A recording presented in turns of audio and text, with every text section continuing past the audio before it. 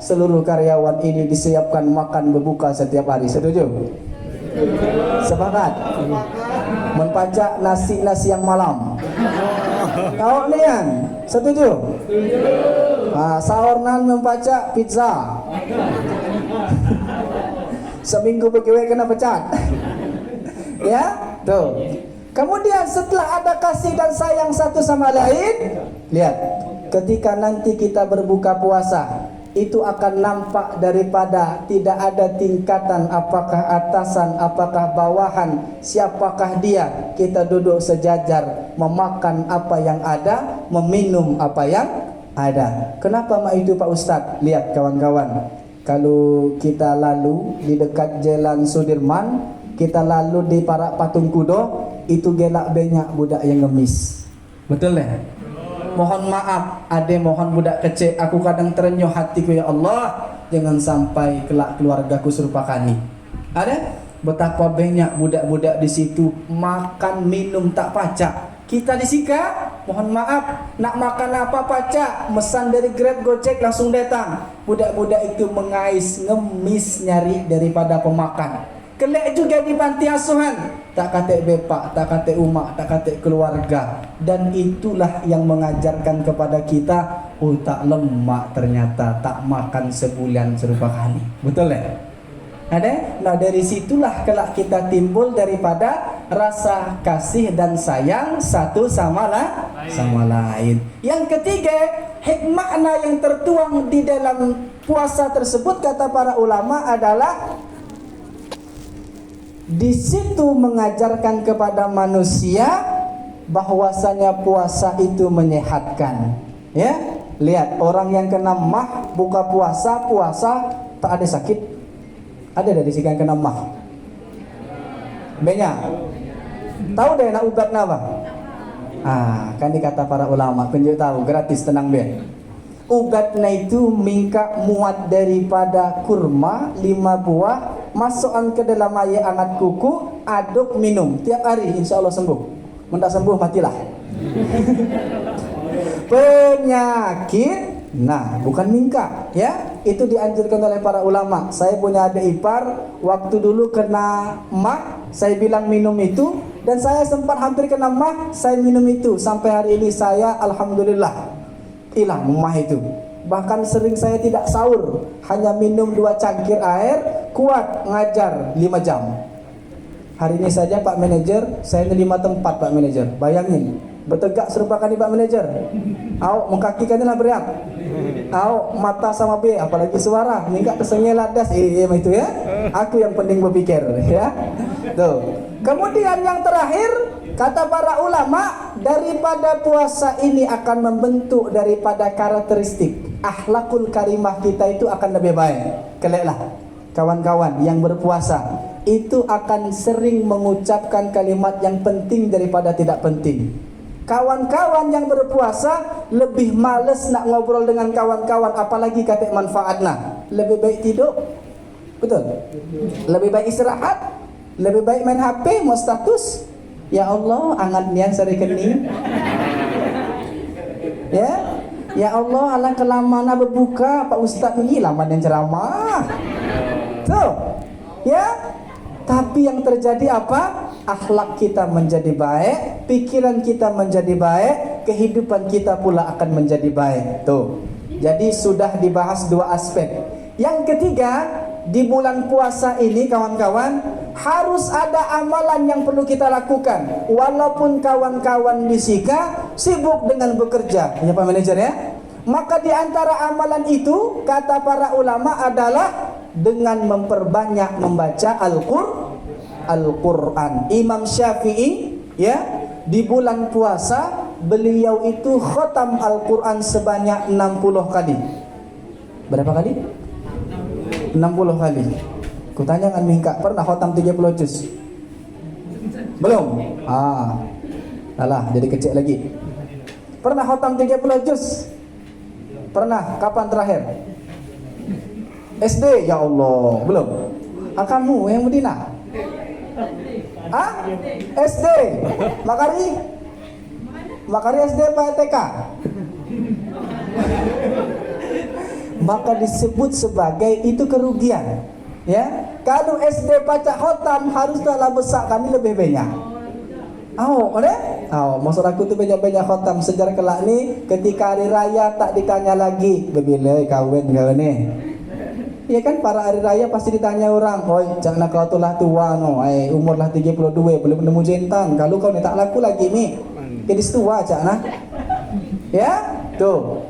Yang pertama adalah memperbanyak membaca Al-Quran, karena Al-Quran itu diturunkan di bulan Ramadan, diturunkan di malam Lailatul Qadar. Apa bunyi ayatnya Ustaz?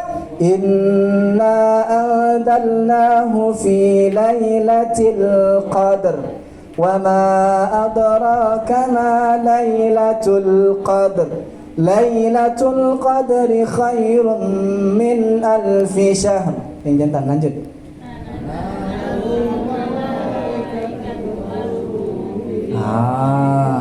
Yang paling hafal beliau angkat jadi pegawai tetap.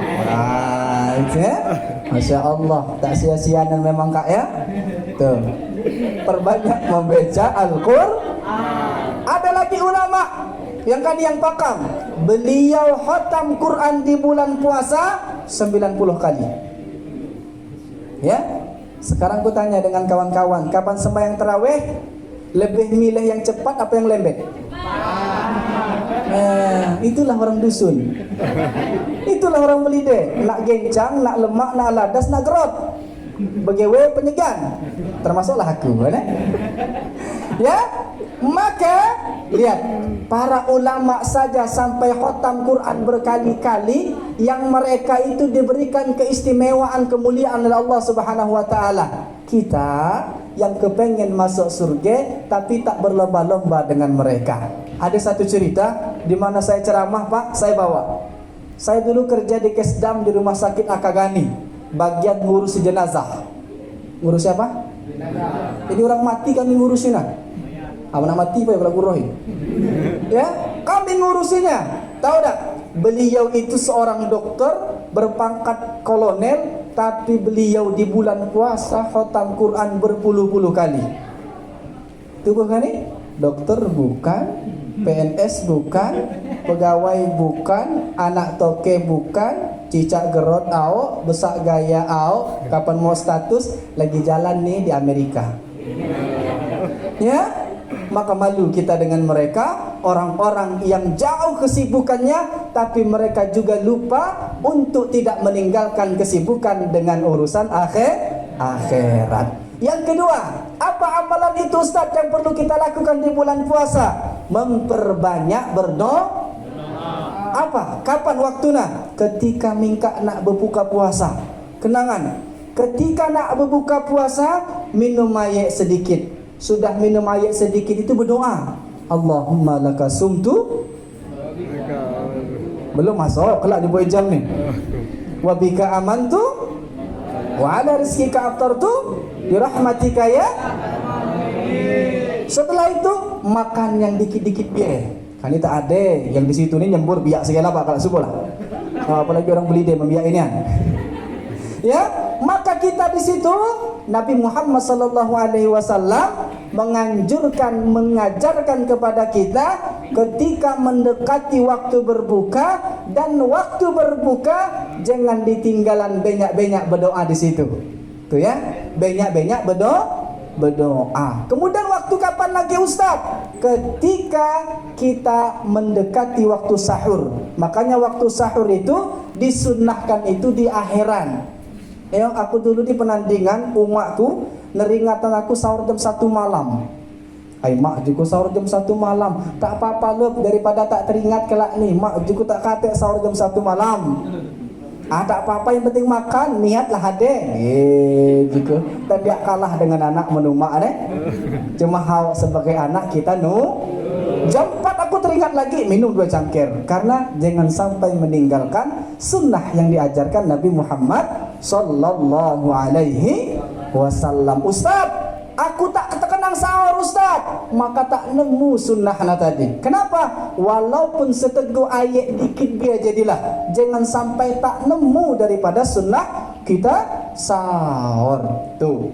Kemudian Di antara hal-hal yang perlu kita lakukan, satu, membaca Quran, kemudian mengikuti kebiasaan Nabi Muhammad tak kala berbuka puasa, sebelum berbuka puasa. Selanjutnya adalah kita memperbanyak daripada menjalin hubungan dengan orang lain. Caranya bagaimana? Selalulah menghadiri majlis-majlis ilmu. Ustaz, kami begewe Ustaz, disikani belek malam. Apa salahnya putaran HP letakan di telinga? Ada HP putar pengajian Ustaz Abdul Somad, Ustaz Adi Hidayat, Buya Yahya, kemudian ustaz-ustaz yang lain, apa Ustaz Khalid Basalamah, segala diambil. Maka di situ kelak ini menambah wawasan kita dalam menjalani ibadah puasa. Dan yang terakhir kan yang penting, di 10 malam terakhir itu kita diajarkan untuk beriktikaf di masjid. Ustaz, kami begewe semampu mingkak biye, jangan nak dipaksa, karena kita kani dalam keadaan begewe, dan begewe itu masuk juga dalam jihad di jalan Allah Subhanahu wa ta'ala. Jangan mingkak gara-gara begewe di matahari, sembahyang lagi tak pacak lagi, ya Allah berhenti aku disikan. Jangan serupa itu. Kenapa? Karena sejatinya tidak mungkin daripada suatu lembaga ataupun swadaya yang memfokuskan bekerja melarang kita beribadah. Pasti di waktu ibadah, benar deh. Nah, maka kita jaga daripada hal tersebut. Ustaz, kapan daripada jatuhnya malam Lailatul Qadar? Ada yang tahu? Ada yang tahu kapan malam Lailatul Qadar? Malam apa? Cerdas. Itu cocok jadi imam insyaallah. Sembahyang maghrib kelak. Oke, yang lain silakan. Ada yang tahu? Benar tadi, tak salah jawaban beliau. Ganjil, ada? Aku yakin jangan sedih ya, jangan dipikir ya. Tak ada apa-apa. Yang lain yang dari cewek ada yang bisa menjawab? Apa? Maka kata para ulama, jatuhnya malam Lailatul Qadar itu betul, jadi terjadi pada malam ganjil. Ada ulama juga mengatakan jatuhnya pada malam 25 Ramadan. Ada juga ulama mengatakan jatuhnya pada malam 27 Ramadan. Tapi intisarinya kata para ulama, jangan membeda-bedakan setiap malam tersebut, tapi isilah malam-malam tersebut untuk kita beribadah di rumah Allah. Mau dapat atau tidak, kita sudah mendapatkan keutamaan malam Lailatul Qadar. Kenapa? Kata para ulama, di antara tanda manusia yang mendapatkan malam Lailatul Qadar, ketika selesai bulan puasa, dia lebih baik daripada sebelumnya. Ibadahnya lebih baik daripada sebelumnya, akhlaknya lebih baik daripada sebelumnya. Nah, itu diantara yang kita inginkan, insyaallah. Amin ya rabbal alamin. Ngelek jam 6:05. Yang nak bertanya silakan. Yang paling ringkih pertanyaan mengenai hadiah. Benar Pak ya? Tak usah yang warna biru Pak, yang warna abang biye. Mentak kata yang warna abang pakai transparan biye. Kawan-kawan pasti ada rekening segala ya. Silakan kepada teman-teman yang nak bertanya. Contoh, Ustaz, mak mana kira-kira Ustaz? Aku kani gela ada ayat lior nyendat bisikan Ustaz dahak. Benar kan? Benar tak kira-kira? Tahu dah minta hukum apa? Betal deh orang kalau nelan naik lior. Mati minta nelan naik lior. Nelan dahak. Mak mana hukumnya? Nah, lah ngebiang. Sampai Jakarta itu dah. Ya, kunjuk ilmuna. Kata para ulama, di antaranya adalah apabila daha itu di posisi huruf H, hamzah dibawahkan nih, dan tubuh telan lagi, maka tak betal. Jadi yang itu yang pertama. Yang kedua, apabila posisi nadi huruf H tengah-tengah tenggorokan, itu pendapatnya terbagi menjadi dua. Satu ditelan tak betal, dua ditelan betal. Ulama menganjurkan di campaan alias di lewehan. Ya. Dirup Ustaz. Astagfirullahalazim, jangan dirup. Tak terpikir lagi aku ya. Ya.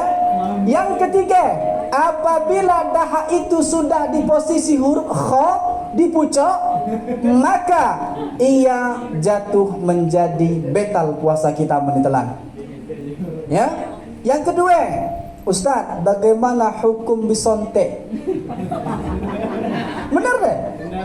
Ada ipar keluarga apa nih besontek, Pak? Kak, apa hukum besontek bagi orang berpuasa? Tak ngapa-ngapa kalau tak betal. Yang betal itu kalau kita masang impus. Aku mega sehat, makanya masang impus. Ustaz, aku tak sehat. Ya, tak usah dipasang impus, karena posisi situ adalah orang yang dalam keadaan sakit. Ustaz, pedih mata. Enjo apa dari mana itu? Apikson. Nak mau kawan bro. Iya, yang parah itu dinjo esire di luar daerah. Ya, dinjo insto, mana hukumnya? Maka kata para ulama tak betal. Yang dibahayakan itu ketika kita ngorek telinga ke dalam, kemudian hidung ke dalamnya. Ya. Kemudian mana ketika kita mencicipi lauk bagi ibu-ibu? Cicip. Jadi deh. Jangan ditelan. Ayo lemak, tambah lagi. Nggak bahaya. Ibu saya dulu kawan-kawan tinggal di Mekah di Riyadh. Umakku tinggal di Mekah 4 tahun setengah. Jadi umakku cerita, ketika beliau di Mekah di Riyadh, karena beliau itu tinggal dengan Perdana Menteri, begewe TKW, bukan bos. Yo TKW, kenangan, bukan bos, TKW. Jadi ketika beliau mencicipi lauk, umat tak ngapa-ngapa, kami di situ tak ada dilarang oleh majikan kami, Perdana Menteri Arab Saudi. Ada? Dan itu para ulama juga mengatakan tak ngapa-ngapa. Cuma jangan banyak iga. Tekwan, nasi, cuka, bakwan, cireng, seblak, cilok, sindur laju. Ada? Kapan lagi promosi? Aku juga tahu beliau tadi. Mau nak mesan Pak WAW. Itulah yang dapat kami sampaikan. Mohon maaf bila terdapat silap dan salah. Kepada Allah kami mohon ampun. Selamat menantikan buka berpuasa, dan semoga puasa kita diterima Allah Subhanahu wa taala. Amin ya rabbal. Saya akhiri. Assalamualaikum warahmatullahi wabarakatuh.